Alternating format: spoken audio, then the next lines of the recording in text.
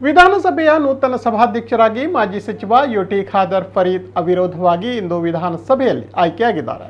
ಹಂಗಾಮಿ ಸಭಾಧ್ಯಕ್ಷ ಆರ್.ವಿ. ದೇಶಪಾಂಡೆ ಅವರು ಸಭಾಧ್ಯಕ್ಷರ ಚುನಾವಣೆ ಪ್ರಕ್ರಿಯೆಗೆ ಅನುವು ಮಾಡಿಕೊಟ್ಟಾಗ ಸಭಾನಾಯಕ ಮುಖ್ಯಮಂತ್ರಿ ಸಿದ್ದರಾಮಯ್ಯ ಅವರು ಯುಟಿ ಖಾದರ್ ಫರೀದ್ ಅವರನ್ನು ವಿಧಾನಸಭೆಯ ಸಭಾಧ್ಯಕ್ಷರನ್ನಾಗಿ ಚುನಾಯಿಸಬೇಕೆಂದು ಸೂಚಿಸುತ್ತಾರೆ.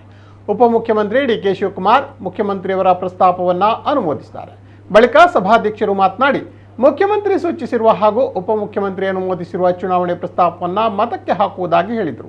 ಆಗ ಸದನದಲ್ಲಿ ಧ್ವನಿ ಮತದ ಅಂಗೀಕಾರ ದೊರೆಯಿತು. ಯುಟಿ ಖಾದರ್ ಫರೀದ್ ಅವರು ಸಭಾಧ್ಯಕ್ಷರಾಗಿ ಸರ್ವಾನುಮತದಿಂದ ಆಯ್ಕೆಯಾಗಿದ್ದಾರೆಂದು ಸಭಾಧ್ಯಕ್ಷರು ಘೋಷಿಸಿದರು. ಬಳಿಕ ನೂತನ ಸಭಾಧ್ಯಕ್ಷರಾದ ಯುಟಿ ಖಾದರ್ ಅವರನ್ನು ಅಭಿನಂದಿಸಲಾಯಿತು. ಈ ಸಂದರ್ಭದಲ್ಲಿ ಸದಸ್ಯರು ಮೇಚು ಕುಟ್ಟಿ ನೂತನ ಸಭಾಧ್ಯಕ್ಷರನ್ನು ಅಭಿನಂದಿಸಿದರು. ನಂತರ ಮುಖ್ಯಮಂತ್ರಿ ಸಿದ್ದರಾಮಯ್ಯ, ಡಿಸಿಎಂ ಡಿ.ಕೆ. ಶಿವಕುಮಾರ್ ಹಾಗೂ ಮಾಜಿ ಮುಖ್ಯಮಂತ್ರಿ ಬಸವರಾಜ ಬೊಮ್ಮಾಯಿ ಅವರು ಸರ್ವಾನುಮತದಿಂದ ಆಯ್ಕೆಯಾದ ಖಾದರ್ ಅವರನ್ನು ಸಂಪ್ರದಾಯದಂತೆ ಸಭಾಧ್ಯಕ್ಷರ ಪೀಠದವರೆಗೂ ಕರೆತಂದರು. ಆಗ ದೇಶಪಾಂಡೆ ಅವರು ನೂತನ ಸ್ಪೀಕರ್ಗೆ ಪೀಠವನ್ನು ಬಿಟ್ಟುಕೊಟ್ಟು ನಿರ್ಗಮಿಸಿದರು.